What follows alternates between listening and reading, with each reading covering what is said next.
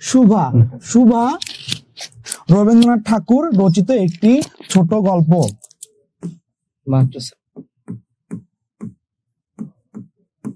তাহলে আমি কি বলছি, এই যে শুভা আমরা এখানে দেখতে পাচ্ছি, এই শুভা হচ্ছে রবীন্দ্রনাথ ঠাকুর রচিত একটি ছোট গল্প। তোমরা কারা কারা আছো যে এই গল্পটি আগে শুনেছো নাম?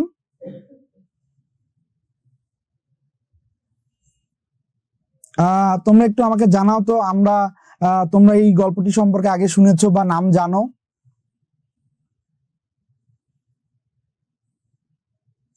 আচ্ছা, একজন কমেন্টে লিখছো যে স্যার শুভা গল্পটি শুনেছি কিন্তু পড়া হয়নি। আচ্ছা, তোমাদের কেবলই যারা নবম শ্রেণীতে উঠেছো, তোমাদের পড়াশোনা কেবল শুরু হলো, জানুয়ারি মাস পেরিয়ে ফেব্রুয়ারি মাসে এসেছো, আর কিছুদিন পরেই ক্লাস টেস্ট এবং হচ্ছে হলো অর্ধবার্ষিক পরীক্ষা এগুলো চলে আসবে। তো এই পরীক্ষায় ভালো করার জন্য কিন্তু আমাদের শুভা গল্প সহ আমাদের বইয়ে যেসব গল্প রয়েছে সবগুলো গল্পই ভালো করে পড়তে হবে এবং ভালো জানতে হবে। আমরা কিন্তু প্রথমেই তোমাদেরকে জানাই, আমরা তোমাদের নবম দশম শ্রেণীর কপোতাক্ষ নদ এই যে কবিতাটি রয়েছে, এই কবিতাটি নিয়ে আমাদের একটি ক্লাস সম্পন্ন হয়েছে। তোমরা যারা বা তোমাদের বন্ধুরা যারা আমাদের বাংলার যে কোর্সটি রয়েছে এখানে যারা এখনো এনরোল করনি, এখনো ভর্তি হওনি, তোমরা তোমাদেরকে জানাও, তোমরা তোমাদের বন্ধুদেরকে নিয়ে আসো, কারণ আমাদের ক্লাসগুলো হবে অনেক ফান, অনেক মজার এবং আমরা অনেক কিছু শিখবো। তাহলে আমরা বলছি আমাদের আজকের আলোচনার বিষয় শুভা রবীন্দ্রনাথ ঠাকুর।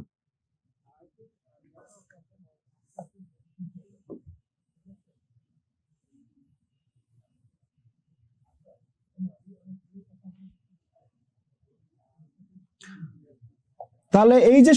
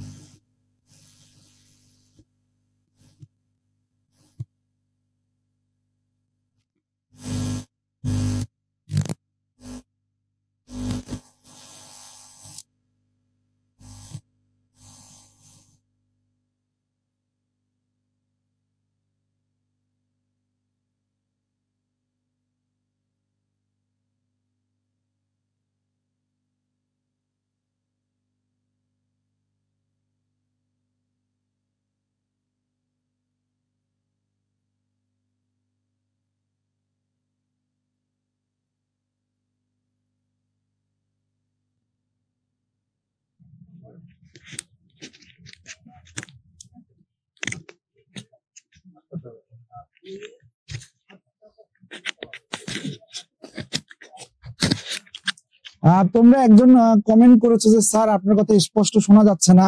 আমি সরি, আমি একতরফা একদিক থেকে কথা বলছিলাম, তোমরা হয়তো ক্লাসে মনোযোগ ধরে রাখতে পারোনি বা অনেক সহজ করে বুঝতে পারোনি। তাদের জন্য আবার বলছি যে ক্লাসটি কি, আমার কথা কি স্পষ্ট শোনা যাচ্ছে?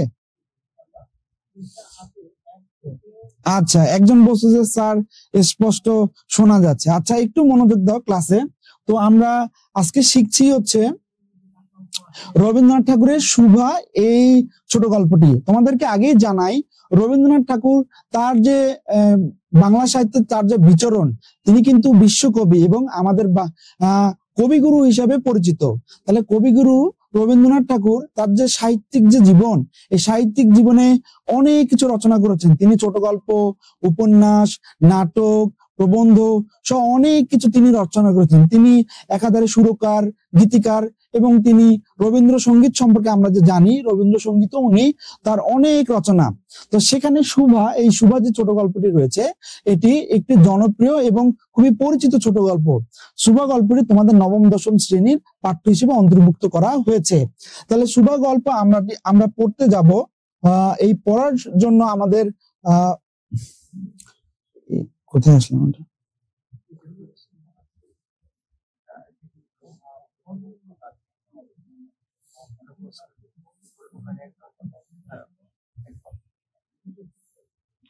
আচ্ছা, এই যে সুভা গল্পটি রয়েছে, এই গল্পের মধ্যে আমরা চলে এসেছি।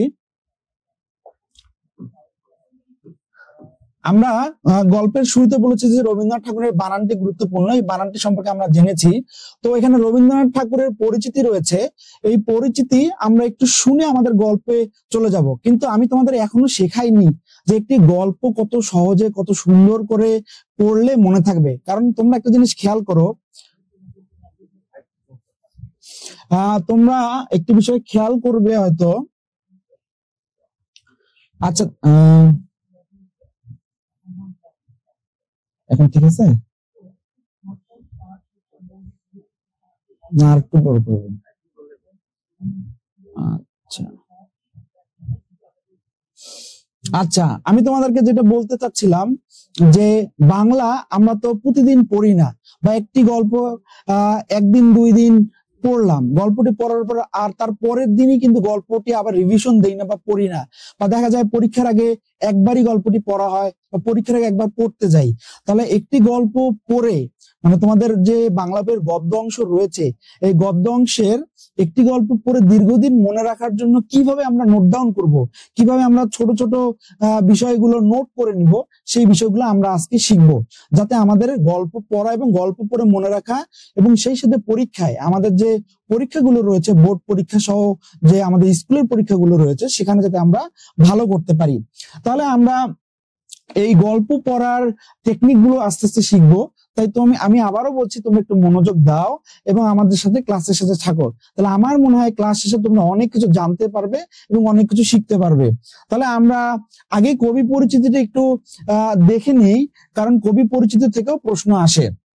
তাহলে এখানে একটা জিনিস খেয়াল করো তোমরা, আমরা বলতেছি যে রবীন্দ্রনাথ ঠাকুরের এই যে জন্মসাল রয়েছে, এই জন্মসাল কিন্তু খুবই গুরুত্বপূর্ণ। রবীন্দ্রনাথ ঠাকুর 1268 সালে বাংলা 25শে বৈশাখ জন্মগ্রহণ করেন, আর ইংরেজি 1861 সালে। আর উনি মৃত্যুবরণ করেন 22শে শ্রাবণ 1348 সালে, আর ইংরেজিতে 1441 সালে। মানে বয়সের বিবেচনায় এটা 80 বছর প্রায় হয়। এই যে দেখো, 61 থেকে 41, এখানে 80 বছর হয়। তাহলে বাংলায় যেমন 80 বছর রয়েছে, ইংলিশে তো 80 বছর এভাবে লেখা আছে। তাহলে 1268 25শে বৈশাখ, আর ইংরেজিতে যদি আমি বলি তাহলে 1861 7ই মে 7ই আগস্ট 1941। তাহলে রবীন্দ্রনাথ ঠাকুরের জন্ম মৃত্যুটি গুরুত্বপূর্ণ। এর পাশাপাশি রবীন্দ্রনাথ ঠাকুরের কি গুরুত্বপূর্ণ যে উনি নোবেল পুরস্কার পেয়েছিলেন। কোন গ্রন্থ লিখে উনি নোবেল পুরস্কার পেয়েছিলেন? এই গীতাঞ্জলি সং অফারিংস সংকলনের জন্য এশিয়াদের মধ্যে প্রথম নোবেল উনি পান। আর উনি একাধারে সাহিত্যিক, দার্শনিক, শিক্ষাবিদ, সুরকার, যেটি আমি আমার লেকচারের শুরুতে বলেছি। আর ওনার অজস্র রচনা রয়েছে। এই যে অজস্র রচনা, এই অজস্র রচনার মধ্যে মানসী, সোনার তরী, চিত্রা, কল্পনা, খনিকা, বলাকা, পুণ্যশ্চ, চোখের বালি, গোরা, ঘরে বাইরে, যোগাযোগ, শেষের কবিতা, এগুলো হচ্ছে ওনার কবিতার সংকলন। এর পাশাপাশি উনি গল্পগুচ্ছ নামে গল্পের একটি সংকলন লিখেছেন। এর পাশাপাশি উনি উপন্যাস এগুলো রচনা করেছেন এবং নাটকও রচনা করেছেন। তাহলে রবীন্দ্রনাথ ঠাকুর সম্পর্কে কিন্তু আমাদের জানতেই হবে, কারণ রবীন্দ্রনাথ ঠাকুরের পড়া কিন্তু আমরা একদম ছোটবেলা হাট্টিমাটিম টিম, তারা মাঠে পারে ডিম, তাদের খাড়া দুটো শিং, এই যে কবিতাটি রয়েছে, এই ছড়াটি রয়েছে, এই ছড়া থেকে কিন্তু আমি ছোটবেলা থেকে রবীন্দ্রনাথ ঠাকুরের সাথে পরিচিত। রবীন্দ্রনাথ ঠাকুরের লেখা সেই ছোটবেলা থেকে পড়তে পড়তে আমরা কিন্তু আজ নবম দশম শ্রেণীতে চলে এসেছি। 6 থেকে আমরা তার গল্প, তার কবিতা পড়ছি। তাহলে রবীন্দ্রনাথ ঠাকুরের যে লেখক পরিচিতি রয়েছে, এই লেখক পরিচিতি কিন্তু খুবই গুরুত্বপূর্ণ। এখন চলে আসো গল্পে। তাহলে আজকে আমাদের গল্প পড়ার বিষয় হচ্ছে সুভা রবীন্দ্রনাথ ঠাকুরের রচিত খুবই জনপ্রিয় একটি ছোট গল্প। তাহলে একজন আমাকে একটু বলো, আমি আনমিউট করতে বলি তোমাদেরকে। তোমাদের মধ্যে যে আছো, যে এখানে দেখা যাচ্ছে যে বর্ষা আছো, বর্ষা তুমি একটু আনমিউট করে বলো যে রবীন্দ্রনাথ ঠাকুর সম্পর্কে যে তথ্যগুলো আমরা দিলাম এগুলো কি বোঝা গেছে কিনা। বর্ষা তুমি একটু আনমিউট করে আমাদেরকে বলো তো তুমি আমাদের লেকচার বুঝতে পারতেছো কিনা।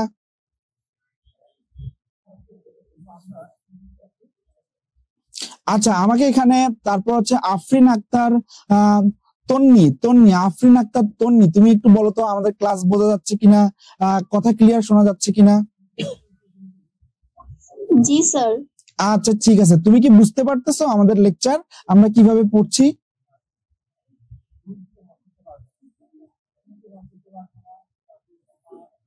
হ্যাঁ স্যার, বুঝতে পারছি। আচ্ছা ঠিক আছে, তন্নি সহ আপনারা যারা এই ক্লাসে উপস্থিত আছেন একটু মনোযোগ দেন। আমরা কিন্তু আমাদের আকর্ষণীয় পার্টে চলে এসেছি। আমরা কিন্তু গল্প পড়ার দিকে এগুলাম। আমরা এখন রবীন্দ্রনাথ ঠাকুর সম্পর্কে জানলাম, কারণ রবীন্দ্রনাথ ঠাকুর কবি গুরু, উনি বিশ্বকবি। উনার অজস্র রচনা, এই অজস্র রচনার মধ্যে আমরা আমাদের পাঠ্যসূচি আজকের সুভা যে ছোট গল্পটি রয়েছে তা নিয়ে এসেছি। তাহলে নবম দশম শ্রেণীর, আমি আবারও বলছি, সুভা এই যে ছোট গল্পটি রয়েছে এটি কিন্তু খুবই গুরুত্বপূর্ণ। তাহলে আসো আজকের পড়ায়। তাহলে আজকের পড়ায় আমরা কিভাবে গল্পটি পড়বো, এখন আমি তোমাদেরকে এই ছোট ছোট ট্রিক্স গুলো একটু জানিয়ে দিই। তোমরা আমাকে বলো যে যখন আমরা ছোট গল্প পড়ি, ছোট গল্প কিছুদিন পর তো পুরো গল্পটা ভুলে যাই, তাহলে স্যার কিভাবে পড়বো। তাহলে এর উত্তরটা হচ্ছে, গল্প যখন আমি পড়বো তখন কিন্তু আমি গল্পের সাথে সাথে গুরুত্বপূর্ণ লাইনগুলো, গুরুত্বপূর্ণ শব্দগুলো দাগিয়ে রাখবো। হাইলাইটার দিয়ে হাইলাইট করব, অথবা রঙিন কলম দিয়ে দাগিয়ে রাখবো। কেন এটা করব স্যার, এটা করার কারণটা হচ্ছে, আমি কিন্তু গল্প পড়ার পর আবার পরের দিনই পড়ি না। এই যে কয়েক মাস পর গল্প পড়ি আমরা, তখন আমি যেগুলো দাগিয়ে রাখবো, এই দাগিয়ে রাখা পড়াগুলো কিন্তু আমাদের কাজে আসবে। আর এর পাশাপাশি দাগিয়ে রাখলে একটা বিষয় তোমরা অনুভব করতে পারবে যে না, আমি তো গল্পটা পড়েছি, এখন একটু ভুলে গেছি, কিন্তু গুরুত্বপূর্ণ লাইনগুলো দাগানো আছে, আমি অবশ্যই তাহলে এমসিকিউ পারবো। আমাদের কিন্তু এই যে গল্প এত কষ্ট করে পড়া, আমরা যে তোমাদের জন্য এই পড়াগুলো, এই লিসন গুলো নিয়ে এসেছি, পার্ট গুলো নিয়ে এসেছি, আমাদের উদ্দেশ্য হচ্ছে তোমরা অনেক ভালো শিখবে, অনেক ভালো শিখে পরীক্ষা অনেক ভালো করবে। তোমরা আমাদের কোর্সে ইনরোল হয়েছো, অনেক কিছু শিখছো, কিন্তু তুমি পরীক্ষা ভালো করতে পারতেছো না, তাহলে কিন্তু ভালো শেখাটা হলো না, এর কোনো মূল্য থাকলো না। তাহলে আমি যেটা বলছি যে কিভাবে আমরা বাংলা যে গল্প রয়েছে এগুলো পড়বো। বাংলা গল্প পড়ার জন্য আমরা প্রথমেই যেটি করব সেটি হলো, এই গল্পে অনেক শব্দ রয়েছে যেগুলো আমরা জানি না। আমি কিন্তু রবীন্দ্রনাথ ঠাকুরের রচনা বলার সময় একটি শব্দ ব্যবহার করেছি, আমি বলেছি যে অজস্র রচনা। এই যে অজস্র রচনা, এইভাবে শব্দ প্রয়োগ করা, আমাদের কিন্তু বাংলায় ভালো নাম্বার তোলার জন্য বইয়ের ভাষায় লেখার কিন্তু প্রবণতাটা আনতে হবে। আমি যদি বইয়ের ভাষায় লিখতে পারি, তাহলে কিন্তু স্যার মনে করবে যে না, স্টুডেন্ট পড়েছে এবং সে অনেক ভালো বুঝে, ভালো জানে, সেক্ষেত্রে কিন্তু ভালো নাম্বার তোলা সম্ভব। তাহলে আমাদের যে সুভাই ছোট গল্পটি রয়েছে, আমি কিভাবে পড়বো, আমার টেকনিক গুলো কি। আমার টেকনিক হচ্ছে, প্রথমেই আমি গল্পের যে শব্দগুলো, শব্দার্থগুলো আমি আগে কখনো শুনিনি বা আগে কখনো দেখিনি, সেগুলো একবার দেখে নিব। কেন দেখবো স্যার, কারণ এই শব্দগুলো যদি আমি দেখি, তাহলে একবার কিন্তু অপরিচিত শব্দগুলো আমার দেখা হলো। আর আমি যখন গল্প পড়তে আসবো, গল্প পড়ার পাশাপাশি ওই শব্দগুলো আমি ভালো জানতে পারবো। তাহলে গল্প পড়ার সময় আমার কাছে অপরিচিত লাগবে না ওই শব্দগুলো। তাহলে আমরা এই শব্দগুলোতে চলে এসেছি। এখানে একটা শব্দ আমরা দেখি যে, কেন আমরা গল্প পড়ার ক্ষেত্রে আগে শব্দের অর্থগুলো দেখে নিব। শব্দের অর্থ একবার শব্দগুলো দেখে তুমি জানতে পারলা, গল্প পড়তে গেলে আরেকবার দেখবা, তুমি একবার থেকে বেশিবার দেখার কারণে তুমি কিন্তু অনেক সহজেই বুঝতে পারবে, এবং একটু একটু না দেখার থেকে এই যে দেখলা এর জন্য কিন্তু বেশি দিন মনে রাখতে পারবা। তাহলে দেখো এখানে একটা শব্দ আছে যে গণ্ডদেশ। গণ্ডদেশ মানে একটা গাল। তারপর এখানে বলা আছে নেত্রপল্লব। নেত্রপল্লব মানে চোখের পাতা। তারপর এখানে দেখো বিষাদ শান্ত। বিষাদ, এই যে বিষাদ, বিষাদ মানে আমরা একটু শুনেছি, হয়তো তোমরা নবম দশম শ্রেণীতে পড়ছো, তোমরা হয়তো একটু শুনেছো যে বিষাদ মানে দুঃখ পাওয়া, ভারাক্রান্ত। হ্যাঁ, এটাই তাই, দুঃখমগ্ন হওয়াকে বিষাদ বলে। আমরা একটু একটু কঠিন শব্দ একটু নেই, ডার্ক কালার না? আচ্ছা, একটা জিনিস তোমরা একটু দেখো, আমি বললাম আমরা বিষাদ শান্ত বা দুঃখ মগ্ন, এই যে একটা শব্দ শিখলাম, তাহলে এই শব্দটা যে এখন শিখলাম, এটা যখন গল্প পড়তে যাবো তখন আমাদের কাছে একটু সহজ লাগবে না? তোমরা একটু আমাকে বলো তো, আমি যদি গল্প পড়ার আগে শব্দের অর্থগুলো দেখে গল্প পড়তে যাই, তাহলে আমার কাছে একটু সহজ লাগবে না? জি অবশ্যই। তাহলে আমরা এই টেকনিকটা একটু নিতে পারি। তাহলে গল্প পড়ার সময় কি করব, আমি শব্দের অর্থগুলো দেখে গল্পটা পড়তে আসবো, তাহলে অপরিচিত শব্দগুলো একটু জেনে আমার পড়াটা একটু সহজ হবে। আর এর পাশাপাশি কি করব, আমরা গল্পের মধ্যে যখন পড়তে আসবো তখন নোট ডাউন করব, যে শব্দগুলো, যে এমসিকিউ গুলো আসার মতো ওগুলো দাগিয়ে রাখবো, কারণ আমার পরবর্তীতে আবার যখন গল্প পড়তে আসবো তখন আমার কাজে লাগবে। তাহলে দেখো আমাদের অপরিচিত আর কয়েকটা শব্দ একটু আমরা দেখি। যেরকম অপরিচিত শব্দ বিজন মূর্তি। এই যে বিজন মূর্তি, বিজন মানে কি? এই যে বিজন মানে, বিজন মানে হচ্ছে নির্জন বা একাকী। আর বিজন মূর্তি মানে কি? নির্জন অবস্থা, নির্জন বা জনমানব শূন্য। মূর্তি হলো কোনো কিছুর প্রতিকৃতি। তাহলে এই যে শব্দটি আমরা শিখলাম, এর পাশাপাশি আরো একটু শব্দ আমরা একটু দেখি, যে আমাদের অপরিচিত শব্দ। এরকম একটা শব্দ দেখো, এই যে আমরা বললাম বাখারি। আমাকে একটু তোমরা জানাও, এই যে বাখারি শব্দটি আছে, তোমরা কি এটা আগে থেকে জানতা? এই যে বাখারি শব্দটি রয়েছে, এটা কি তোমরা আগে থেকে জানতা? না স্যার। স্যার। হ্যাঁ, অনেকে বলছো যে না স্যার। হ্যাঁ, তোমরা ঠিকই বলছো। এই যে বাখারি শব্দটা আমরা যে আগে জানতাম না, আমি যখন শব্দের অর্থটা এই যে দেখতে আসলাম, তখন আমার কিন্তু মাথায় কাজ করতেছে যে আল্লাহ, এই শব্দটা তো আমি কখনো শুনি নাই। তাহলে আমি কিন্তু একবার দেখে নিলাম। তাহলে যখন গল্প পড়তে যাবো, ওই শব্দটা যখন খুঁজে বের করার চেষ্টা করব, তখন দেখো তুমি একটা অনুসন্ধানী মন নিয়ে গল্প পড়তে আসছো। তুমি এর ফলে কি হবে? এর ফলে গল্পটা তোমার আরো বেশি ভালো করে মনোযোগ সহকারে পড়া হবে। অনেকে বলে স্যার, আমার তো গল্প পড়ার আমার ধৈর্য হয় না, আমি তো গল্প পড়তে পারি না, আমার গল্প পড়ার মাঝখানেই মনোযোগ হারিয়ে যায়, মোবাইল চাপতে ইচ্ছে করে, বা আমার গল্পটা ওভাবে পড়তে ইচ্ছা করে না। তোমাদের এই জন্য এই যে সাসপেন্স, এই যে আকর্ষণ, এই যে নতুন শব্দগুলো তুমি দেখলা, তুমি শব্দার্থগুলো দেখলা, দেখে তোমার গল্পতে খুঁজে বের করার যে প্রবণতা, গল্পটা একটু সহজ হওয়া, এই যে বাংলা নতুন নতুন শব্দ আমরা শিখছি, এগুলো যদি আমরা আমাদের লেখায় ব্যবহার করতে পারি, তাহলে কিন্তু শিক্ষকরাও বুঝবে যে তুমি গল্পটি পড়েছো, তুমি একটু ভালো অন্যদের থেকে জানো। এই ছোট ছোট যে বিষয়গুলো, এগুলো কিন্তু বাংলায় তোমাকে একটু বেশি নাম্বার তোলার ক্ষেত্রে সহায়তা করবে। তাহলে আমাদের আজকের লেকচার শেষে কিন্তু আমরা কিভাবে এই সুভা থেকে সৃজনশীল লিখতে হয়, নৈবিত্তিক কিভাবে মনে রাখতে হয়, সেগুলো শিখবো। তাহলে ক্লাসে কিন্তু মনোযোগ হারিয়ে ফেলা যাবে না, ক্লাসে তোমরা মনোযোগ দাও। আর একটা বিষয়, ইডু পরিবার কিন্তু তোমাদের সর্বোচ্চ ভাবে শেখানোর দৃঢ় প্রত্যয় নিয়ে এগিয়ে যাচ্ছে। তাহলে তোমাদের অংশগ্রহণ, তোমার সব বন্ধুদেরকে নিয়ে একসাথে ক্লাস করার যে মজা, সবাইকে নিয়ে ক্লাস একসাথে করে যে পরীক্ষা ভালো রেজাল্ট করার যে ইচ্ছা, এই ইচ্ছাগুলোই কিন্তু তোমাকে অন্যের থেকে এগিয়ে নিয়ে যাবে। তাহলে দেখো আমরা বাখারি নামে একটা শব্দ পেলাম। এরপরে দেখো আমাদের কাছে আর কি কি অপরিচিত শব্দ এখানে আছে। এখানে একটা শব্দ আছে, দেখো, যে আমরা বলছি যে গর্ভের কলঙ্ক।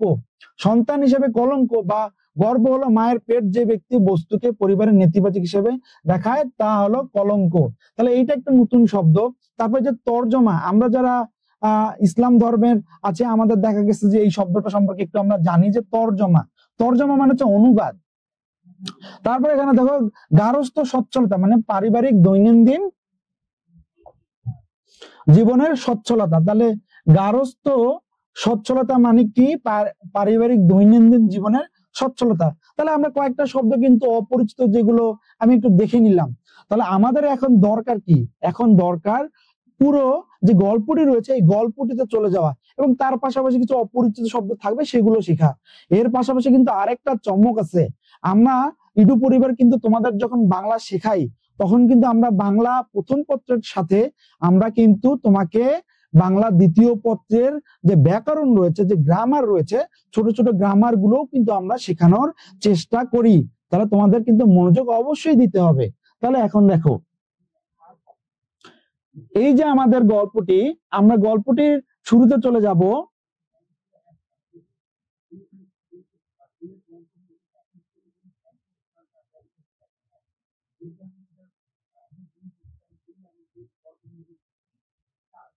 আচ্ছা, তোমরা কমেন্ট করো তো যে আমার ক্লাস বুঝছো কিনা, মানে বুঝতে অসুবিধা হচ্ছে কিনা।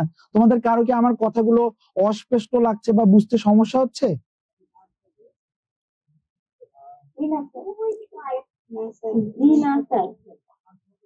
আচ্ছা, ঠিক আছে। তাহলে আমরা আমাদের গল্পে চলে আসলাম। এখানে একটা জিনিস খেয়াল করো, এই যে গল্পটির নাম হচ্ছে শুভা। এই যে গল্পটির নাম শুভা, এই শুভার পুরো নাম কি? সুভাষিনী। পুরো নাম হচ্ছে সুভাষিনী। এই যে সুভাষিনী বানানটি কিন্তু খুবই গুরুত্বপূর্ণ। এখানে হ্রস্বইকার দেয়া, আর এখানে মূর্ধন্য স, আর এটাই মূর্ধন্যয় দীর্ঘিকার। এই মূর্ধন্যয় দীর্ঘিকার মানে আমরা নত্য সপ্তবিধান যখন পড়ব তখন জানতে পারবো এটি একটি সংস্কৃত শব্দ। কারণ সংস্কৃত শব্দের শেষে মূর্ধন্য থাকে। মূর্ধন্য তৎসম শব্দের বানান, তৎসম শব্দের বানানে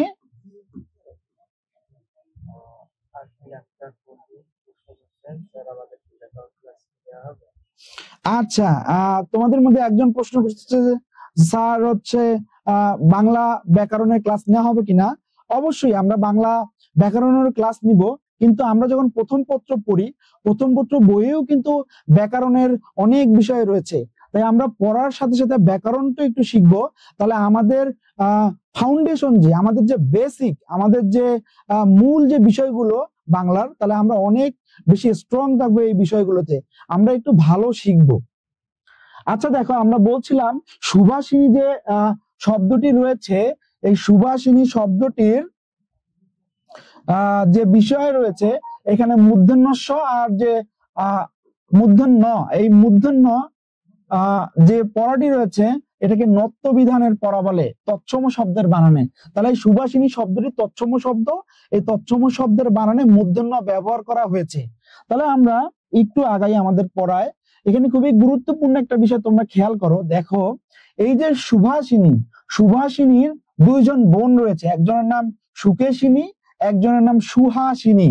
এই যে সুকেশিনী আর সুহাসিনী, এই বানানটিও কিন্তু খুবই গুরুত্বপূর্ণ। সুভাষিনী বানানে মূর্ধন্য স আর মূর্ধন্য, আর সুকেশিনী বানানে তালব্য স আর দন্তের ন। আর সুহাসিনী বানানে, একটু খেয়াল করো, এই যে সুহাসিনী বানান রয়েছে, সুহাসিনী বানানে দন্তের স আর দন্তের নয় দীর্ঘী। তাহলে এই শব্দ তিনটি কিন্তু খুবই গুরুত্বপূর্ণ। তাহলে আমরা আমাদের যে ছোট ছোট বিষয়গুলো রয়েছে, মানে যেটা ছোট ছোট বিষয় যে রয়েছে, সেখানে কিন্তু এই ছোট ছোট যে বিশ্লেষণ, যে বাংলায় বিশ্লেষণ করে পড়তে হবে। বাংলায় কিন্তু শুদ্ধ বানান লেখারও কিন্তু প্রবণতা রাখতে হবে। একজন প্রশ্ন করছো, তার প্রশ্নটি আমি একটু উত্তর দেই। স্যার আমাদের বাংলা ব্যাকরণ কি নেওয়া হবে? হ্যাঁ, নেওয়া হবে, আমি আগেও বলেছি। এরপর আমি বলছি যে এর আগের চ্যাপ্টার গুলো কি পড়ানো হয়েছে? এর আগের চ্যাপ্টার গুলো পড়ানো হয়নি। এই যে আগের চ্যাপ্টার গুলো নিয়েও আমরা পড়বো, কিন্তু আমরা গুরুত্বপূর্ণ যে লিসন গুলো রয়েছে, যেমন রবীন্দ্রনাথ ঠাকুরের এই যে শুভা, খুবই গুরুত্বপূর্ণ একটি পড়া। তো এই ছোট গল্পটি আমরা শেষ করছি। তোমরা আমাদের সাথে থাকো, আমাদের সাথে ক্লাসগুলো একটু মনোযোগ দিয়ে করার চেষ্টা করো। আমরা কিন্তু সকল বিষয় পরীক্ষার আগে কমপ্লিট করার একটি কমিটমেন্ট নিয়েছি। আমরা সকল বিষয়, মানে বাংলা প্রথম পত্র এবং দ্বিতীয় পত্রের লিসন গুলো, পার্ট গুলো আমরা শেষ করব। তোমরা আমাদের সাথে যুক্ত থাকো, একটু শেখার চেষ্টা করো, বাসায় সৃজনশীল লেখো, বাসায় নৈবিত্তিক একটু চর্চা করো। তাহলে বাংলা আর তোমাদের কঠিন লাগবে না। তাহলে আমরা ছিলাম আমাদের পড়ায়। তাহলে এই যে ছোট গল্পটি রয়েছে আমরা পড়বো কিভাবে? আমরা অনুসন্ধানী মন নিয়ে পড়বো, আমরা বুঝে বুঝে পড়বো। তাহলে এখানে আমরা বললাম যে সুভাষিনী আছে, সুভাষিনীর বোনের নাম সুকেশিনী, সুহাসিনী। তাহলে এখানে কি বলা হচ্ছে যে এখানে একজন পিতা আছে, পিতার নাম আমরা গল্পের মাঝে পাবো। এটা একটা সাসপেন্স থাকলো তোমাদের জন্য। তাহলে সুভাষিনী যে রয়েছে তার বাবার আগেরও দুইজন মেয়ে আছে, মানে সুভাষিনীর দুই বোন রয়েছে, এক বোনের নাম সুকেশিনী, আরেক বোনের নাম সুহাসিনী। কিন্তু যখন সুভার জন্ম হলো সে অনেক বেশি সুভাষী হবে, অনেক সুন্দর করে কথা বলতে পারবে, এটি মনে করে তার পিতামাতা জন্মের পরই তার নাম সুভাষিনী রাখা হয়। তাহলে সুভাষিনী মানে কি? সুভাষিনী মানে যে সুন্দর ভাষায় কথা বলে বা যার কথা সুন্দর। তাহলে এই যে গল্পের নামকরণ, তাহলে একটু মনোযোগ দাও, এই যে গল্পের নামকরণ সুভা রাখা হলো বা সুভাষিনী রাখা হলো কেন? কারণ সুভার পিতামাতা মনে করেছিল তার যে আগের দুই মেয়ে রয়েছে সুহাসিনী, সুকেশিনী, এদের মতো সুভাও কি হবে? সুন্দর ভাষায় কথা বলবে। এই যে সাসপেন্স, এই সাসপেন্সটি আমাদের গল্পের মূল আকর্ষণ। তাহলে গল্পের মধ্যে কি আমরা পাবো? গল্পের মধ্যে আমরা পড়াটি পাবো এরকম যে সুভাষিনী রয়েছে, সুভাষিনী কথা বলতে পারে না, সে বাক প্রতিবন্ধী, সে তার সাথে কেউ বন্ধুত্ব করতে চায় না, তার সাথে প্রকৃতির একটা মিলন, মানে সুভাষিনী তার নিজের যে কথা, নিজের যে বেড়ে ওঠার সাথে যে প্রাকৃতিক পরিবেশের সাথে যে সম্পর্ক, এই প্রাকৃতিক পরিবেশের সাথে সম্পর্কটাই তাকে অনেক আপন করে নেয়। সুভাষিনীর সাথে কেউ খেলতে চায় না, তার সাথে কেউ মিশতে চায় না, কারণ তার সাথে সে কথার আদান প্রদান যে নেই। কিন্তু এই যে সুভাষিনী, সুভাষিনী কিন্তু দমে যায়নি। সে তার বাসায় যে বা তার বাড়িতে কিন্তু দুটি গাভী রয়েছে, এই গাভীর কিন্তু পড়া আমরা আসবো, আমি কিন্তু তোমাদের এমসিকিউ জিজ্ঞাসা করব গাভী দুইটির নাম কি। এই যে অনেক বিষয় রয়েছে, এই বিষয়গুলো কিন্তু গল্প পড়ে পড়ে আমাদের জানতে হবে। কিন্তু বিষয় হলো স্যার গল্প যে পড়তেছি আমি কি মনে রাখতে পারবো? মনে রাখার জন্য আমাদের কি করতে হবে? নোট ডাউন করতে হবে। তাহলে এই গল্পের মধ্যে আমাদের অনেক বিষয় রয়েছে যে সুভাষিনী বড় হলো, তার বাড়ির দুটো গাভীর সাথে তার সম্পর্ক, নদীর ধারে গিয়ে সে বসে থাকে। নদীর ধারে একজন কিন্তু ছিল যে হলো মাছ ধরতো। এই যে মাছ ধরতো সুভা, কিন্তু মাছ ধরার সময় শান্ত পরিবেশ দরকার। এই শান্ত পরিবেশ, সুভা যে কথা বলতে পারে না, এই কথা না বলার এই বিষয়টি কিন্তু মাছ ধরার সময় যে আছে তার কিন্তু সাহায্য করে। এখানে প্রশ্ন হলো কে মাছ ধরতো? তাহলে তোমরা একটু কমেন্টে আমাকে বলো তো মাছ কে ধরতো এই ছোট গল্পে?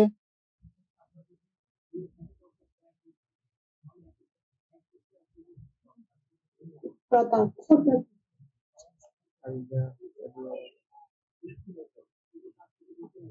আচ্ছা, একজন লিখেছে যে স্যার মাছ ধরতো জেলে।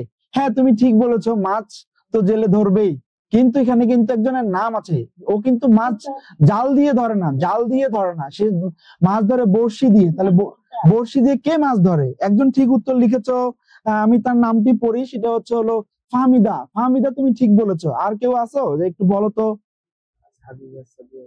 আচ্ছা, হাবিবা সাদিয়া। হাবিবা সাদিয়া, তোমাকেও ধন্যবাদ, তুমি ঠিক বলেছো। আচ্ছা, একজন লিখেছে যে sir fisherman. Fisherman fish catch করে, ফিশারম্যান মাছ ধরে, কিন্তু আমাদের দরকার এই যে এই গল্পে বড়শি দিয়ে কে মাছ ধরে। তাহলে গল্প যখন পড়বো আমরা কিন্তু এই গুরুত্বপূর্ণ শব্দগুলো জানবো, এগুলো কিন্তু আমাদের পরীক্ষায় এমসিকিউ আসবে।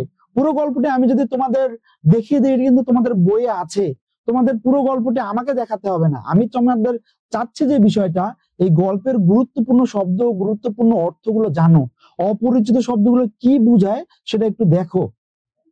তাহলে এখানে আমি বলেছিলাম যে সুভার পিতার আরো দুই কন্যা আছে। তাহলে সুভার পিতার নাম কি বা সুভার বাবার নাম কি? এখানে একটা জিনিস খেয়াল করো, এই সুভার বাবার নাম কিন্তু চলে আসছে। সুভার বাবার নাম হচ্ছে বাণীকণ্ঠ। সুভার বাবার নাম কি?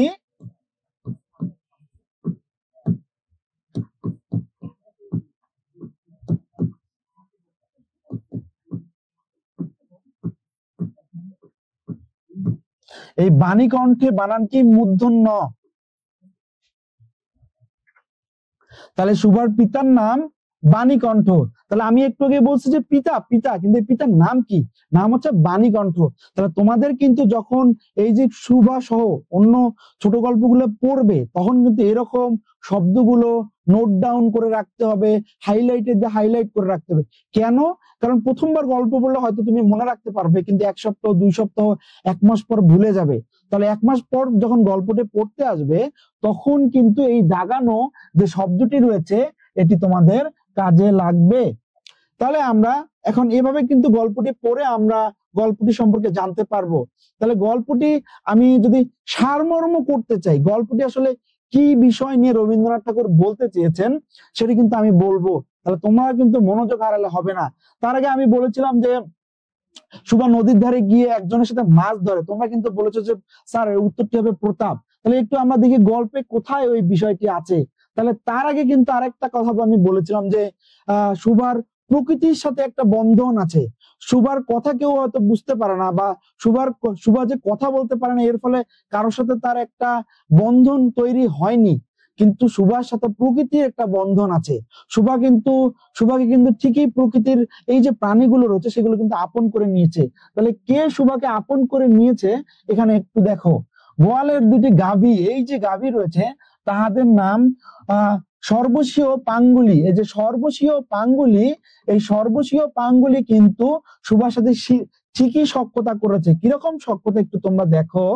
সুভা কখন তাহাদের আদর করিতেছে, কখন বসনা করিতেছে, কখন মিনতি করিতেছে, তাহারা মানুষের অপেক্ষা ভালো বুঝিতে পারিত। মানে এই যে গাভী 2টি রয়েছে এটি সুভার সাথে একটা আত্মিক সম্পর্ক করেছিল। এই জন্য সুভার আদর, সুভার ভর্সনা, সুভার মিনতি সবেই গাভী বুঝতে পারত। তারপর তোমরা একটা বিষয় দেখো, এই যে সুভা রয়েছে, সুভার সাথে যে আমি বললাম প্রতাপের যে একটি সম্পর্ক, প্রতাপের সাথে যে একটা ঘনিষ্ঠতা বা নদীর ধারে গিয়ে বসা, এই বিষয়টা কিন্তু এই যে আমাদের গল্পটি রয়েছে, গল্পের মধ্যে রয়েছে। প্রতাপ কি? প্রতাপ হচ্ছে গোসাইদের ছোট ছেলেটি। প্রতাপ হচ্ছে গোসাইদের ছোট ছেলেটি, এই যে প্রতাপ। তাহলে এইভাবে গল্পটি পড়বো আমরা, গল্পটি পড়ে জানবো। গল্পের শেষের দিকে আছে সুভার কিন্তু বিয়ে ঠিক হয়। অনেকে আমাদের সমাজে আছে যে যারা একটু বাক প্রতিবন্ধী, শারীরিকভাবে প্রতিবন্ধী, তাদেরকে অন্য চোখে দেখা হয়। সুভার কিন্তু শেষ পর্যন্ত বিয়ের সম্বন্ধ আসছে, অন্যান্য বোনের মতো সুভারও বিয়ে ঠিক হয়েছে। কিন্তু সুভার সাথে যে প্রকৃতির বন্ধন, এই প্রকৃতির সাথে সুভার এই বন্ধনের কারণে সুভা কিন্তু এই বিয়ের যে বিষয়টি এটির সাথে থাকতে চায়নি। কিন্তু প্রকৃতির নিয়তির নিয়ম অনুযায়ী সুভার যে সম্বন্ধ এসেছে, এতে পরিবারের যে বাণীকণ্ঠের যে মানে এটাতে যে আগ্রহ, এই আগ্রহ কিন্তু একজন পিতার তার সন্তানের প্রতি যে মমত্ব, এটিও কিন্তু প্রকাশ পায়। তাহলে আমাদের যে এই ছোট গল্প আজকে ঠিক করা হয়েছে সুভা। তাহলে সুভা সারমর্ম যদি আমরা করতে চাই, রবীন্দ্রনাথ ঠাকুর সুভা নিয়ে কি বুঝেছেন বা আমাদের কি বলতে চাচ্ছেন, সেটি আমরা শিখবো কোথায়? আমরা শিখবো পাঠ পরিচিতিতে। তাহলে গল্পটি আমরা পড়ে নিলাম, গল্পটির গুরুত্বপূর্ণ লাইনগুলো আমরা দাগিয়ে রাখলাম, গল্পটির ইম্পর্টেন্ট এমসিকিউ গুলো নোট ডাউন করলাম। এরপরে আমরা কি করলাম? পাঠ পরিচিতিতে যাব। পাঠ পরিচিতি কেন পড়বো? পাঠ পরিচিতি আমরা পড়বো, হ্যাঁ আসি। পাঠ পরিচিতি আমরা পড়বো পরীক্ষায় যাতে আমরা অনেক ভালো করে লিখতে পারি। আমাদের এত গল্প পড়ার কারণ কবিতায় ভালো করে পড়া। তাহলে কবিতায় ভালো করে পড়ার আগে আমি তোমাদেরকে বলতে চাই, পাঠ পরিচিতির গুরুত্বপূর্ণ অংশগুলো এগুলো আমরা একটু বারবার করে দেখব, যাতে এই ভাষায়, বইয়ের ভাষায় আমি পরীক্ষায় উত্তর করতে পারি। এখানে একজন প্রশ্ন করেছে, তার প্রশ্নের উত্তরটা আমি দেই। তোমরা কিন্তু মনোযোগ হারিও না, ক্লাসে মনোযোগ রাখো, আমরা কিন্তু আরো অনেক কিছু শিখবো।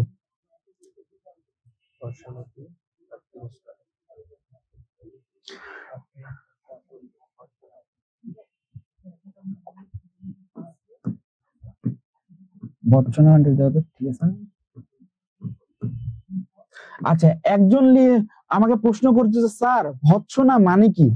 ভৎসনা মানে রাগ করে কারোর সাথে কথা বলা, একটু তুই তুকারি, একটু টিটকারি, তাকে ছোট করে কথা বলা। আমি তোমাকে ভৎসনা করলাম মানে তোমার সাথে আমি অনেক রাগ হলাম এবং ওই রাগটাতে তোমাকে একটু ছোট করার প্রবণতা আছে আমার, মানে তোমাকে একটু ছোট করে বলা, যে ধর একটি উদাহরণ যদি আমরা নেই, যে তুমি কেন এই কলমটি ভাঙলে, তুমি কেন পৃষ্ঠাটি ছিঁড়লে, তুমি কেন প্লেটটি ভেঙে ফেলে। আমাদের মা আছে, দেখো আমরা যদি কোনো একটা কিছু করে ফেলি, যেমন ধরো হাত থেকে একটি গ্লাস পড়ে গেল, এই যে গ্লাস পড়ে গেল, অপর দিক থেকে চিন্তা করো, তোমার মা কিন্তু তোমার উপর রাগ হতেই পারে। তোমার মা রাগ করে যে বললো তুমি গ্লাসটি ভাঙলে কেন, এই যে বিষয়টি, এটাকেই বলা হয় ভৎসনা করা। এই ভৎসনাটা কিন্তু একটু নিন্দা অর্থে, মানে নিন্দা করে বলা বা একটু ছোট করে বলা, যে তুমি এই কাজটা কেন করলে, বা এটাকে তুমি এই কাজটা করলে, ছি এটা একদম ভালো হয়নি, এইটাকে বলা হয় ভৎসনা। আরেকজন প্রশ্ন করছে যে স্যার তিরস্কার মানে কি? এই তিরস্কার মানেও ভৎসনা করা। এই ভৎসনা করা শব্দটি কিন্তু শব্দের অর্থে আমরা দেখতে পাবো। তাহলে শব্দের অর্থে আমরা যদি ভৎসনা করা আগে অর্থটি দেখে নিতাম, তাহলে গল্প পড়ার ক্ষেত্রে একটু সহজ হতো। তাহলে আমরা গল্প কিন্তু এইভাবে ট্রিক্স করে একটু সহজ করে পড়বো। আমি ক্লাসের শুরু থেকেই বলছি, আবার একটু তোমাদেরকে মনে করার জন্য বলি, গল্পে শব্দের অর্থ দেখবো, দেখে অপরিচিত শব্দগুলো শিখবো, শেখার পর গল্প পড়তে আসবো, গুরুত্বপূর্ণ শব্দগুলো নোট করব, হাইলাইট করব, করার পাশাপাশি মনে রাখার চেষ্টা করব এবং পরীক্ষায় বইয়ের ভাষায় লেখার চেষ্টা করব। তাহলে আমরা গল্পটি সম্পর্কে জানলাম। গল্পটি কি? সুভাষিনী বা সুভার জীবন নিয়ে কথা। সুভা বাক প্রতিবন্ধী, কথা বলতে পারে না, মানুষের সাথে তার বন্ধুদের সাথে মিল নেই, তাকে কেউ বন্ধু বানায় না। সুভার প্রকৃতির সাথে একটা বন্ধন আছে, তার দুটি গাভী রয়েছে, গাভীর সাথে তার একটা সুসম্পর্ক রয়েছে। গাভীকে সে আদর করলে গাভী বুঝতে পারে, গাভীও তার প্রতি আদর করলে সুভাও বুঝতে পারে। তারপর প্রকৃতির নদীর ধারে সুভা যায়, নদীর ধারে প্রতাপের সাথে মাছ ধরাতে থাকে, কারণ সুভা কথা বলতে পারে না, প্রতাপের মাছ ধরার এতে কোনো অসুবিধা হয় না। তারপরে আমরা জানি বাক প্রতিবন্ধী বা একটু পিছিয়ে পড়া থাকলে তার বিয়ে হওয়ার অসুবিধা হয়, কিন্তু সুভার বিয়ে ঠিক হয়ে গেছে। এই যে বিষয়গুলো রবীন্দ্রনাথ ঠাকুর আমাদের সমাজেরই একটি চিহ্ন, একটি দিককে আমাদের এই সুভা গল্পের মাধ্যমে তুলে ধরেছেন। তাহলে পাঠ পরিচিতিতে আসো। পাঠ পরিচিতিতে আমরা কি শিখবো? এই যে পাঠ পরিচিতি রয়েছে, পাঠ পরিচিতি কিন্তু খুবই গুরুত্বপূর্ণ, কারণ এই ভাষায় যদি আমি আমার সৃজনশীল লিখতে পারি তাহলে আমি ভালো নম্বর পাবো।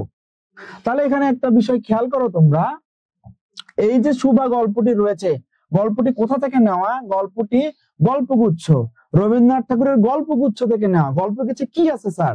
গল্পগুচ্ছে রবীন্দ্রনাথ ঠাকুর যতগুলো গল্প লিখেছেন তার এই সুদীর্ঘ জীবনে, সেই গল্পগুলো লিপিবদ্ধ আছে। যেমন সুভা, ছুটি, কাবলিওয়ালা, এই যে এরকম অনেক গল্প রয়েছে।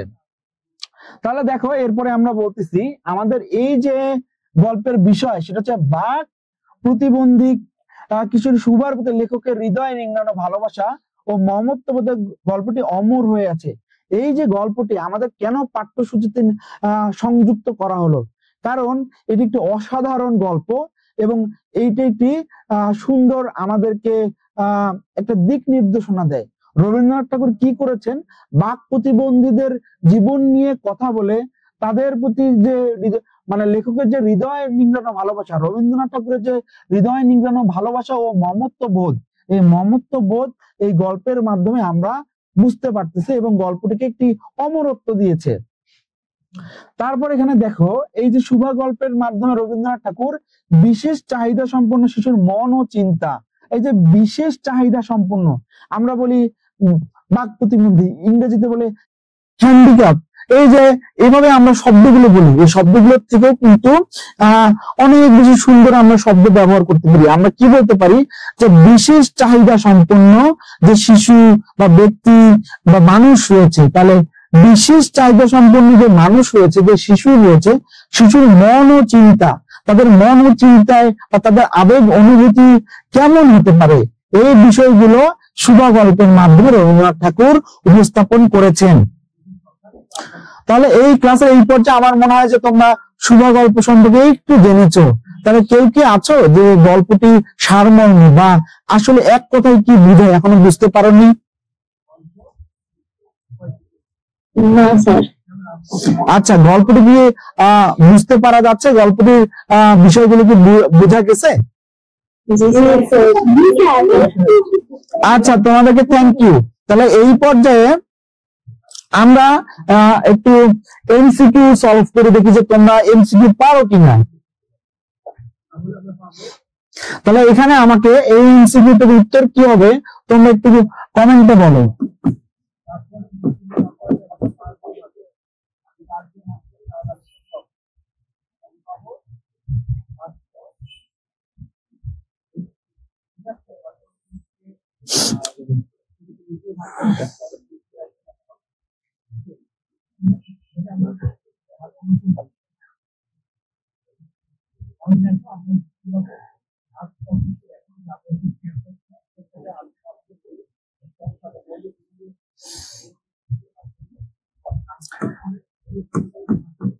তাহলে তোমরা একটু আমাকে কমেন্টে লিখো যে এটার উত্তর কি হবে। আচ্ছা, একজন কমেন্টে লিখেছো যে স্যার 1 নাম্বার প্রশ্নের উত্তর হবে খ। আর কেউ কি আছো যে খটি সঠিক উত্তর কিনা এটা আমাদেরকে জানাও তো।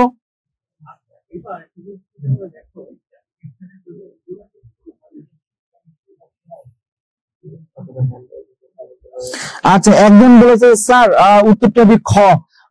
আরেকজন, আমি নাম বলতেছি যে আফিফ, আফিফ তুমি অ্যান্সার করেছো হচ্ছিল ক অ্যান্সার করেছো। আফিফ তুমি ক অ্যান্সার করেছো। তারপর একজন আছো যে হাবিবা সাদিয়া তুমি অ্যান্সার করেছো খ, উত্তর করেছো খ। তাহলে এই যে এমসিকিউ রয়েছে এটার উত্তর কি হবে? তাহলে উত্তর আমি বলে দিচ্ছি, আর তোমরা যারা আছো সবাই একটু অংশগ্রহণ করি, ক্লাসটিকে একটু সুন্দর, একটু মানে তোমাদের অ্যাক্টিভ আমি রেসপন্স চাচ্ছি। তাহলে কয়েকজন করছো যে, আরেকজন বলছে স্যার আমি এটা পারিনি, সরি। এরপর দেখে আর কি আছে উত্তর করতে পারো।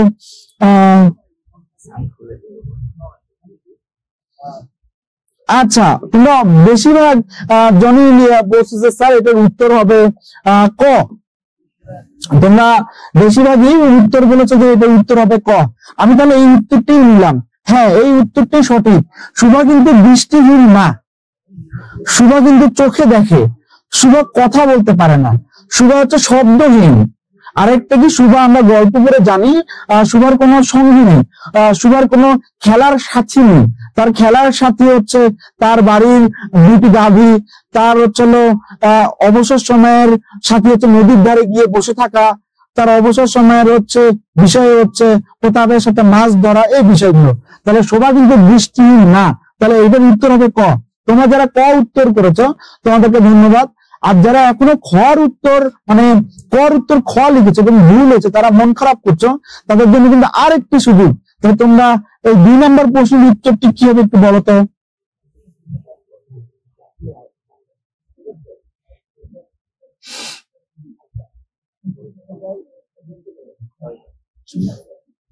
আচ্ছা, তোমরা সবাই অ্যান্সার করেছো খ।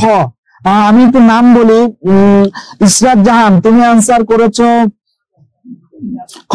তারপর হচ্ছে হাবিবা সাদিয়া তুমি অ্যান্সার করছো খ। তোমাদেরকে ধন্যবাদ, তোমাদের উত্তর সঠিক হয়েছে। এইটার উত্তর হবে হচ্ছে খ, সেটা হচ্ছে সুধা নিজেকে বিধাতার অভিশাপ মনে করে। এই যে কথাটি তোমরা কিন্তু খুবই গুরুত্বপূর্ণ, এই কথাটি নোট করো।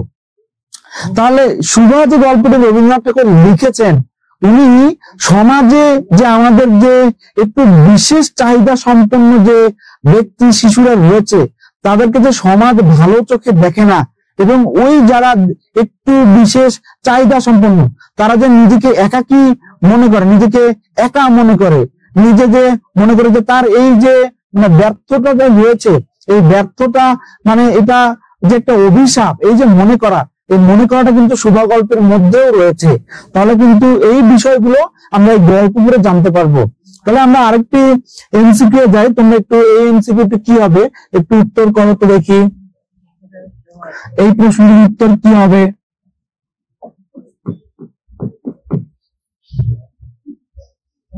আচ্ছা, আমি কিন্তু এটি পড়ানোর সময় বলেছিলাম যে শুভার পিতার নাম কি। হ্যাঁ, তোমরা সবাই অ্যান্সার করেছো যে স্যার এটার উত্তর হবে বাণীকণ্ঠ। হ্যাঁ, তোমাদের উত্তরটা সঠিক হয়েছে, তোমাদেরকে ধন্যবাদ। এরপরের প্রশ্নটির উত্তর তোমরা একটু করো যে সর্ববিষয় বাঙালি কিসের নাম? আমরা যে বললাম, আমরা কিন্তু গল্প পড়ার সময় জেনেছি যেটা কিসের নাম। তাহলে তোমরা অ্যান্সার করেছো অনেকে যে স্যার 4-এর গ হবে, 4-এর গ হবে, 4-এর গ। হ্যাঁ, তোমরা সবাই 4-এর গ অ্যান্সার করছো। তাহলে আমরা একটু দেখি গ 4-এর গ হয় কি না হয়। হ্যাঁ, তোমাদেরটা ঠিক আছে, উত্তর কারেক্ট। তারপর দেখো 5 নম্বরের উত্তর করেছে যে প্রতাপের প্রধান শখ কি ছিল? এই যে ছিপ দিয়ে মাছ ধরা। হ্যাঁ, তোমাদের উত্তরটি সঠিক হয়েছে। তাহলে দেখো, ইদু পরিবার কিন্তু তোমাদের অনেক কিছু শেখাতে চায়, অনেক ভালো করে শেখাতে চায়। আমরা ডিজিটাল বোর্ডে এই যে ইন্টারেক্টিভ ক্লাস নিচ্ছি তোমাদের কিন্তু ভালো শেখানোর জন্যই। তাহলে আমরা এমসিকিউ একটু ভালো করলাম। চলো তো আমরা একটু সৃজনশীল লেখাটা শিখি, যাতে আমরা পরীক্ষা ভালো করতে পারি। একটু মনোযোগ আমরা আরো বাড়িয়ে দিই আমাদের। এই যে সৃজনশীল প্রশ্নটি রয়েছে, এই সৃজনশীল প্রশ্নটি আমরা একটি মডেল হিসেবে নিয়েছি। এই সৃজনশীল প্রশ্ন যদি পরীক্ষায় আসে তাহলে কিভাবে উত্তর করলে একটু নাম্বার পাবে। তোমরা যারা নবম দশম শ্রেণীতে রয়েছে তোমরা কিন্তু জ্ঞানমূলক প্রশ্ন কি, অনুধাবনমূলক প্রশ্ন কি, প্রয়োগমূলক প্রশ্ন কি, উচ্চতর দক্ষতামূলক প্রশ্ন কি তোমরা মোটামুটি একটু জানো। কিন্তু তোমাদের কোন বিষয়টি দরকার? তোমাদের দরকার সময়ের সাথে পাল্লা দিয়ে একটা সৃজনশীল লিখতে আইডিয়াল টাইম, আদর্শ সময় মনে করা হয় 20 থেকে 22 মিনিট। যদি এর মধ্যে লেখা না হয় তাহলে কোন একটা সৃজনশীল লিখতে গেলে পরীক্ষা দেখা যায় অনেক কম সময় পাই আমরা। তাহলে এই সৃজনশীল আমরা উত্তর করব কিভাবে? তাহলে তার জন্য আমি কিছু ট্রিক্স আমি এই গল্পের আলোকে বলছি, তুমি একটু মনোযোগ দাও। তাহলে আমার মনে হয় তোমরা প্রশ্নটি দেখে ফেলছো। প্রশ্নটি এখানে আছে। তাহলে প্রশ্নটি যে প্রথম ক নাম্বার প্রশ্ন, যে সুবাই গ্রামের নাম কি? তাহলে আমরা সুবাই গ্রামের নাম কি একটু জেনে আসি।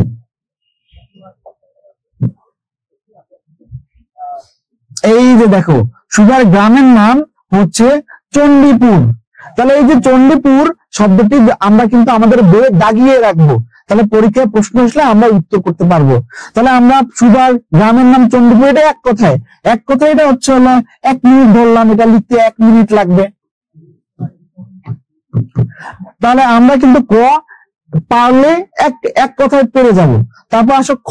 খ এর মধ্যে থাকে হচ্ছে 2 নাম্বার, ক এর মধ্যে থেকে 1 নাম্বার। 1 নাম্বার আমাদের হলো একটি সৃজনশীলে কত নাম্বার পেলে আমি সেফ জেনে থাকবো, আমার এ প্লাস তোলাটা সহজ হবে। আমরা সবাই জানি সৃজনশীল 10 নাম্বার প্রশ্নের উত্তরে 8, 9, 10 যদি আমি তুলতে না পারি তাহলে কিন্তু আমি এ প্লাস পাওয়ার দৌড়ে থাকবো না। তাহলে আমার সৃজনশীলে 8, 9, 10 তোলার জন্য সময়ের সাথে অনেক সুন্দর গুছিয়ে লেখার যে বিষয়টি সেটি কিন্তু আনতে হবে। তাহলে আমরা ক পেলাম যে সুবাই গ্রামের নাম চণ্ডীপুর, এক কথায় আমাদের হয়ে গেল। খ নাম্বার আমরা কিভাবে অনুধাবন করে লিখবো? প্রথমে জ্ঞানের কথাটা লিখবো, তারপর আমরা এই যে অনুধাবন আছে একটু অনুধাবন করব। তাহলে অনুধাবনে আমরা এখানে কি লিখছি দেখো, পিতামাতা নীরব হৃদয় ভার। প্রাথমিক দ্বারা লেখক কি বোঝাতে চেয়েছেন? পিতামাতা নীরব হৃদয় ভার। এই যে শুভা কথা বলতে পারে না, এটা এর মাধ্যমে কিন্তু তার পিতামাতার একটি মনের মধ্যে দুশ্চিন্তা তৈরি হয়েছে যে আমার মেয়ের ভবিষ্যৎটা কি হবে। এই বিষয়টি কিন্তু খ নাম্বারে বুঝে যে আমি লিখলাম, প্রথমে বুঝলাম এটা জ্ঞান, এখানে আমি 1 নাম্বার পাবো। তারপর আমি 2-3 লাইনে ব্যাখ্যা দিলাম, এই ব্যাখ্যা দেওয়ার মাধ্যমে পুরো যে 2 নাম্বার রয়েছে এই প্রশ্নের উত্তর দিয়ে আমরা 2 পেতে পারি। তাহলে এখানে দেখো, পিতামাতা নীরব হৃদয়ের কথা বিদ্যার লেখক প্রতিবন্ধী মেয়ে সুভার বিবাহ নিয়ে পিতামাতার উদ্বেগের কথা বোঝাতে চেয়েছেন। সুভার বড় 2 বোনের বিয়ে হয়ে গেল, তার বিয়ে হচ্ছে না, কারণ সুভা বাক প্রতিবন্ধী, কন্যা দায়গ্রস্ত পিতামাতা তাই সুভার বিয়ে নিয়ে চিন্তিত হয়ে পড়েন। এই যে বিষয়টি এটা গুরুত্বপূর্ণ।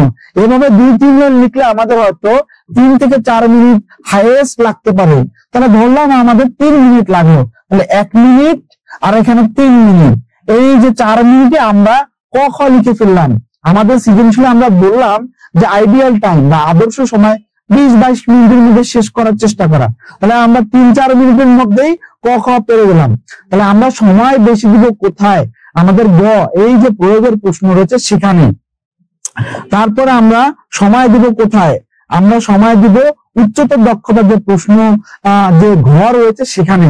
তাহলে গ কিভাবে লিখতে হয় তার একটি মডেল এখানে আমি তুলে নিয়েছি। তোমরা এভাবে যদি উত্তর করো, আমাদের প্রচলিত গাইড বইগুলোতেও কিন্তু এভাবে উত্তর করে দেওয়া। আমি প্রশ্ন হচ্ছে স্যার কেন এভাবে উত্তর করে দেওয়া? এভাবে উত্তর করাটাই হচ্ছে সৃজনশীলের জন্য আদর্শ বা সৃজনশীলে ভালো নাম্বার তোলার জন্য দরকার। তাহলে এভাবে যদি আমরা উত্তর করার চেষ্টা করি তাহলে আমরা ভালো করতে পারবো। আমাদের লেখার মধ্যে বইয়ের কথা পাশাপাশি আমার গুছিয়ে লেখা আর সময়ের সাথে পাল্লা দিয়ে লেখা, এই বিষয়গুলো নিয়ে আসতে হবে।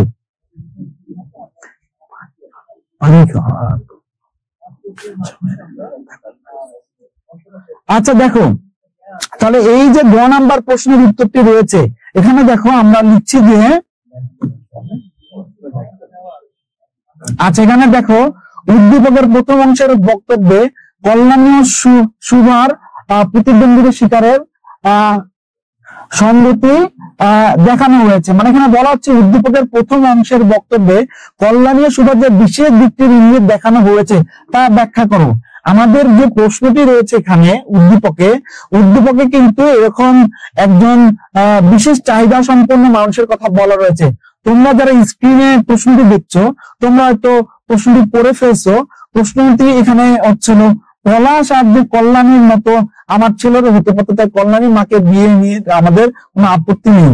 মানে এই যে কল্যাণীও কিন্তু সুভার মতো কি কল্যাণী হচ্ছে মানসিক বিকাশ কম, এই যে কল্যাণী সুভার মতো এই বিষয়টা এখানে কিন্তু আছে। উদ্দীপকের প্রথম অংশের বক্তব্য কল্যাণী সুভার যে বিশেষ দিকটি, তাহলে এই যে প্রশ্নের উত্তরটি রয়েছে, তাহলে আমরা কিন্তু উদ্দীপকে দেখে আসলাম সুভার মতো কল্যাণী। তাহলে আমরা কি বললাম, উদ্দীপকের প্রথম অংশে কল্যাণী ও সুভার প্রতিবন্ধীদের শিকারের ইঙ্গিত দেখানো হয়েছে। আমরা এইভাবে লিখলাম কেন? কারণ এই যে জ্ঞানের কথাটি লিখলাম, এই জ্ঞানের কথাটির জন্য আমরা 1 নাম্বার পেলাম। সৃজনশীলে গুছিয়ে লিখতে হবে, বুঝে লিখতে হবে, তাহলে নাম্বার তোলা সম্ভব। এই যে প্রশ্নের উত্তরটি রয়েছে, এই গ নাম্বার প্রশ্নের উত্তর, এখানে আমরা প্রথমে 1 লাইনে আমি জ্ঞানের কথাটি লিখলাম যে সুভা আর কল্যাণী এদের প্রতিবন্ধিতা, এই যে শিকারের বিষয়, এটা এখানে ইঙ্গিত করা হয়েছে। তারপর আমি বইয়ের কথা একটু ব্যাখ্যা করে লিখলাম। তারপর আমরা কি করলাম, তারপর আমরা উদ্দীপক আর হলো বইয়ের কথা মিলিয়ে লিখলাম। এই যে এভাবে আমি লিখলাম, এই প্রথমে জ্ঞানের কথাটি লিখলাম, তারপর আমি বই থেকে লিখলাম, তারপর আমি ব্যাখ্যা করলাম। এই যে ব্যাখ্যা করলাম, এভাবে তাহলে 3-এর মধ্যে আমরা 3 তুলতে পারবো। এভাবে তাহলে সৃজনশীল উত্তর করার আদর্শ পদ্ধতি। তাহলে কেউ কি আছো গ নাম্বার কিভাবে লিখতে এখনো বুঝতে পারোনি?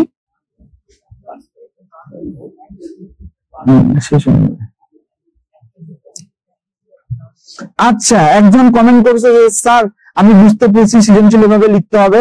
আর সৃজনশীল আরো ভালো করার জন্য তোমরা কি করবে, তোমাদের যে গাইড বই রয়েছে সেখানে প্রশ্নগুলো চর্চা করবে, একটু প্র্যাকটিস করবে, তাহলে আরো আমার কথা স্পষ্ট বুঝতে পারবে। তাহলে এই যে গ নাম্বার প্রশ্নের উত্তর রয়েছে, এখানে প্রথমে জ্ঞানের কথা লিখবো আমরা, তারপর বই থেকে কয়েকটা লাইনে লিখবো, একটা প্যারা করে লিখবো, তারপর ব্যাখ্যা করে একটু লিখলাম উদ্দীপক আর বইয়ের কথা। এভাবে লিখলে আশা করা যায় আমরা বইয়ের মধ্যে 3 তুলতে পারবো। তারপর আসো আমাদের যে ঘ নাম্বার প্রশ্নটি রয়েছে, এই ঘ নাম্বার প্রশ্নের উত্তর আমরা কিভাবে লিখব। ঘ নাম্বার প্রশ্নটি রয়েছে কল্যাণী ও সুভা একই পরিস্থিতির শিকার হলেও উভয়ের প্রেক্ষাপট ও পরিণতি ভিন্ন। অবশ্যই, কারণ কল্যাণীর বিয়ে হয়ে গেছে, কল্যাণীকে ওরা বরপক্ষ মেনে নিছে, আর সুভার কিন্তু বিয়ে এখনো হয়নি, বিয়ের সম্বন্ধ চলছে। তাহলে সুভা আর কল্যাণী দুটি কি ঠিক হলো, একই রকম পরিণতি হলো? না, সুভার ক্ষেত্রে পরিণতিটা আরো বিস্তৃত। এই যে বিষয়টা দুইজনের পরিণতি ভিন্ন, এই বিষয়টি প্রথমে আমি বুঝতে পারলাম, আমি জ্ঞানের কথা লিখলাম, কিন্তু এখনো আমি নাম্বার পাবো না, কারণ আমাকে তখন বইয়ের ভাষায় ব্যাখ্যা করে বুঝিয়ে দিতে হবে।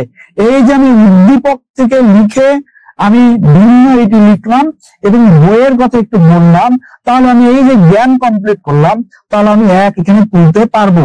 তারপর বই এবং উদ্দীপক থেকে যে ব্যাখ্যা দিলাম, এই ব্যাখ্যার মাধ্যমে আমাদের যে ঘ নাম্বার প্রশ্নের উত্তর উচ্চতর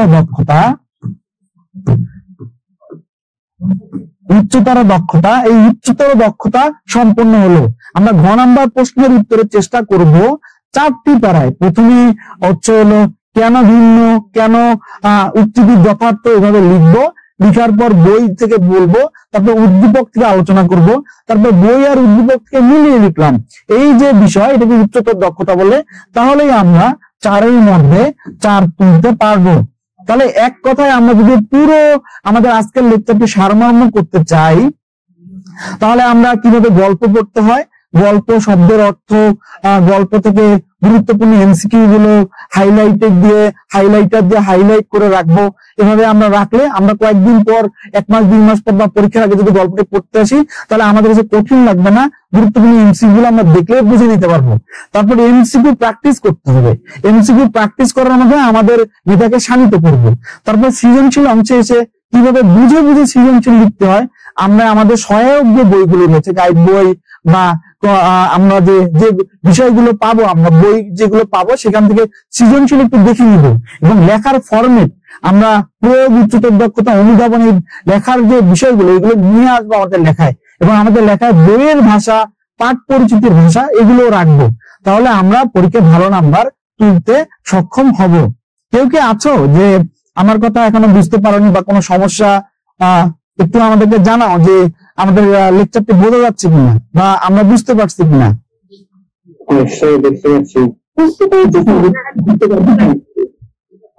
আচ্ছা, তোমাদের লেকচারটি কি কঠিন লাগছে না সহজ লাগছে, বা তোমাকে বুঝতে যে পারলা, অনেকে বললা, তাহলে পরীক্ষায় আসলে কি পারা যাবে?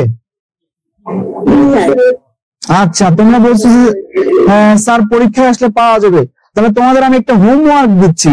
তোমাদের হোমওয়ার্ক হচ্ছে তোমরা তোমাদের যে পাঠ্য বইয়ের যে সৃজনশীলটি রয়েছে, এই সৃজনশীলটি নিজে লিখবা, লিখে আমাদের যে গ্রুপ রয়েছে, আমাদের যে ইডু পরিবারের গ্রুপের মধ্যে আপলোড করে দিবা।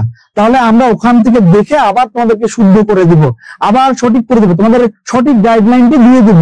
তাহলে তোমাদের কিন্তু হোমওয়ার্ক থাকলো, সুভা এই যে ছোট গল্পটি রবীন্দ্রনাথ ঠাকুরের রয়েছে, গল্পটি পড়বা, গল্পটি পড়ে কি বুঝলা সেটি ভালো করে চর্চা করতে হবে। এর জন্য সৃজনশীল একটা লিখে ফেলবা, ঠিক আছে? তোমাদের তাহলে বাড়ির কাজ এটি থাকলো। তাহলে আজকের লেকচারটি আমাদের এখানেই সমাপ্ত হচ্ছে। তোমরা আরো একবার, আমরা ইডু পরিবারের যে শিক্ষা সহায়ক কার্যক্রম, আশা করি তোমাদের ভালো লাগছে। তোমরা তোমাদের বন্ধুদেরকে জানাও, তোমরা একটু পড়াশোনার সাথে থাকো, তাহলে বাংলা আর কঠিন লাগবে না। তাহলে আজকে আমরা আমাদের এই লেকচারটি এখানেই শেষ করছি। তোমাদেরকে ধন্যবাদ।